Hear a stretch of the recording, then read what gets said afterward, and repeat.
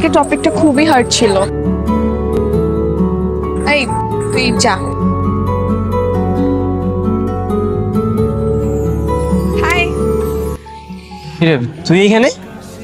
হ্যাঁ আমি। এত অবাক হওয়ার কি আছে? এই আজকে তেঁতুল খেতে যাবো, নিয়ে যাবি? হ্যাঁ হ্যাঁ অবশ্যই নিয়ে যাবো। তাহলে চল। হ্যাঁ চল।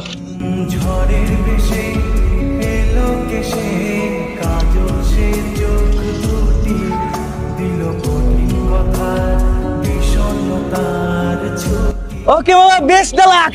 আরে শালা বেস্ট দা লাক না, লাক দা বেস্ট। এই কি ভুলভাল বলে? আইনস্টাইন কি কয়? এই কাজল তুই কত কি হইব? অনেকদিন পর এভাবে তেঁতুল খাচ্ছি। কি রে তাকে আসিস কেন? না এমনি। আমি সেটাই ভেবেছি, যতদিন বাঁচবো বা যে কটা দিন বাঁচবো খুব হাসিতে সুন্দর মতো বাঁচবো। কেন আমি ঘরে বসে বসে মন খারাপ করে থাকবো? আই শোন, একদম মন খারাপ করবি না।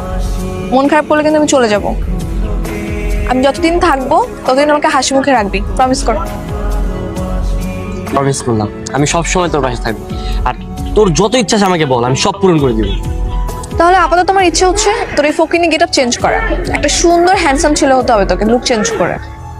আরে তুই দেখে আমি তো তোর বাসার সামনে যেতেছিলাম তোরে আনতে।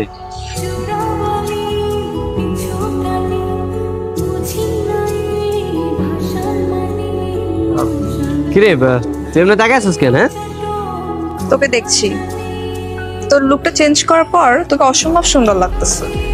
তুই কখন আন্দাজ করতে পেরেছিস যে তুই এত সুন্দর? কি বলছিস, তাই নাকি? হ্যাঁ দাদা তোকে ছবি তুলে দেখাই। আচ্ছা ঠিক আছে, ছবি তো।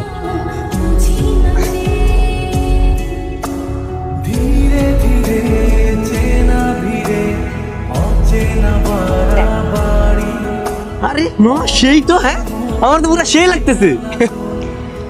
যাক, আমার ইচ্ছে পূরণ করতে গিয়ে হলেও তোকে যে ছাগল থেকে মানুষ বানিয়েছি এটাও একটা শান্তি।